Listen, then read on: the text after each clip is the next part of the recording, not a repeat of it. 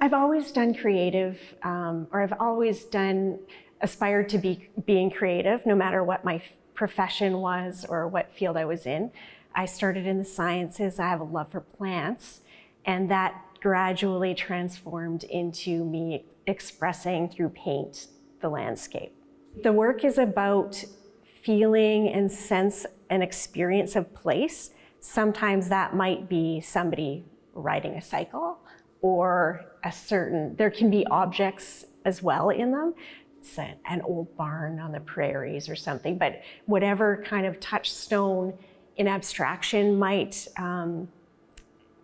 get people to think about that memory or that past experience, or see something a little bit different. But there's usually a touch point in the landscape. I grew up on a farm, and I remember feeling the most peaceful sitting on a concrete pad in my driveway, just looking at the horizon. I grew up in the Red River Valley, so the horizon is vast.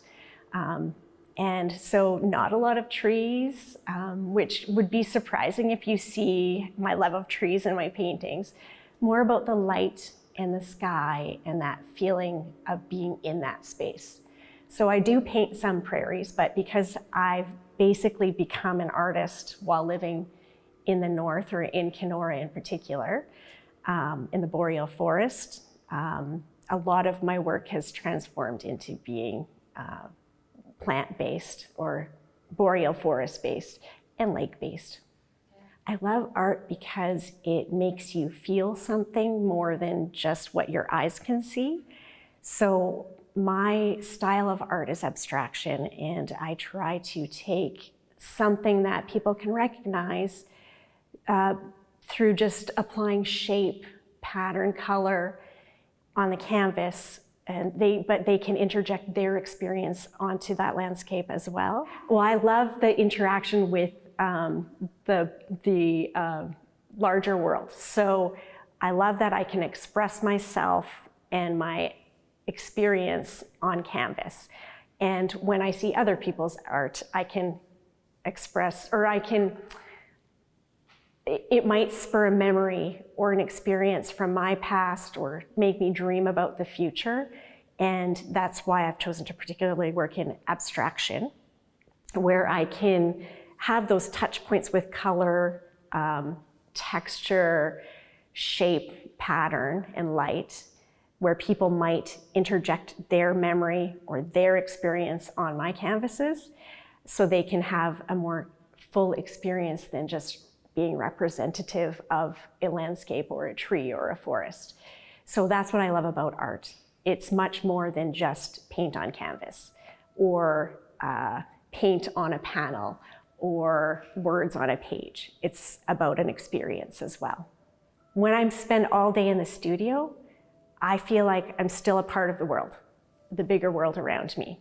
I am a part of a conversation or experience that I'm having, or I hope that somebody else will have, and it just makes me feel more connected to the world around me. The natural world is a simple way of putting it, and that can be landscape, and it largely is if you see my portfolio, but it can be other things as well. But it's basically the natural world and movement and light within that. Well, of course, Sophie and I had a conversation, but basically I love learning. I have a couple of degrees in plant science before I became an artist. I worked in that field for a while. And then a few years ago, 2020, I decided I wanted to learn more about the landscape and living in it. So I went back to the University of Manitoba in the Faculty of Architecture, and I started a master's in landscape architecture while continuing my practice full time. That really inspired me to think about the landscape and what I'm seeing and doing in my painting more fully. So my first idea for this exhibit was to think about the theory of the landscape and how we live in it and how we organize it, and use that as a jumping off point for each of my canvases for an exhibit. So I did start off that way, and Sophie is very supportive. I started off that way, but it kind of morphed into being more immersive. So that was part of the immersion that we started with. I started by doing a lot of reading, local and other landscape architecture theory, looking into what it means to me when I'm translating it onto the canvas. So there's some quotes in the exhibit where I've used a certain quote as a jumping off point to create a piece. The second layer is the sketches. Each piece has at least one sketch of how I started to think about the composition of each piece or what I wanted to address, say a color or a shape. I don't always start from the same point of view. And that also kind of harkens back to my little bit of architecture school in how I've pinned it up, and that's how you work through how to organize the landscape through architecture. That's your starting off point, or was my starting off point. And then I was talking to my brother about it, who's a musician, and we added a musical component as well to create that immersive sense of being in the landscape. He writes atmospheric music, and so he wrote an atmospheric soundtrack specific to this exhibit after seeing the pieces that I created. Whenever he comes to visit me in this area, which he loves, he always is recording video and sound of nature, the water, the trees and the wind, etc. So he's incorporated that into the music that he's written as well. And then the last part is this three-dimensional component. It's an installation piece called Anatomy of Vision.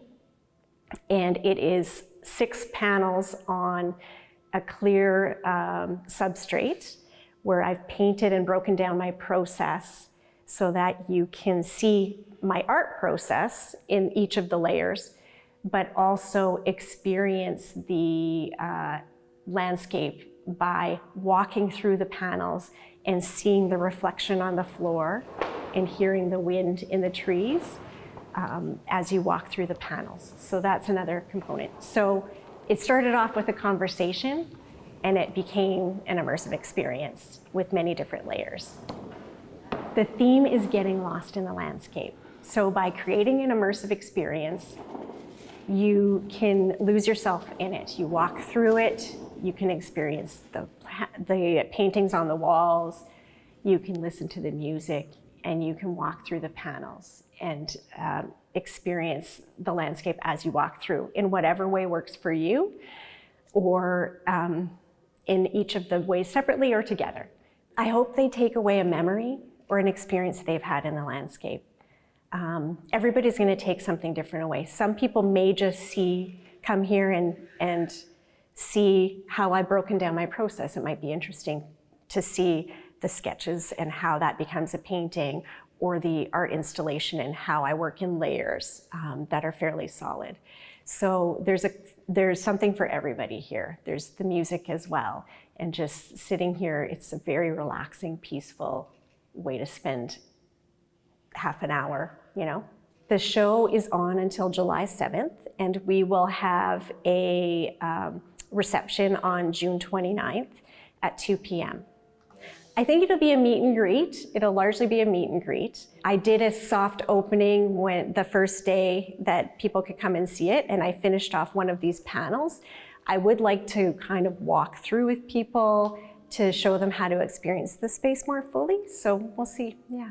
My experience creating the show has been fantastic. I've really enjoyed working with my brother on the music. I could easily go down that route and get very into not making the music, but editing it. It was a very fun process to see. I loved working with different materials as well for the installation. I'm very excited, and I have some ideas of how I can kind of further that in the future as well for future projects. It was exciting to stretch myself beyond canvas and paint, for sure. I encourage people to come down to the Muse to experience the exhibit, get lost in the landscape.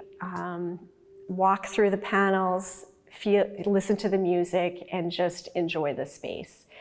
I want you to look up close at the paintings, look at them from a distance, look at the sketches, and just get an idea of how I've created these pieces as well. That would be lovely.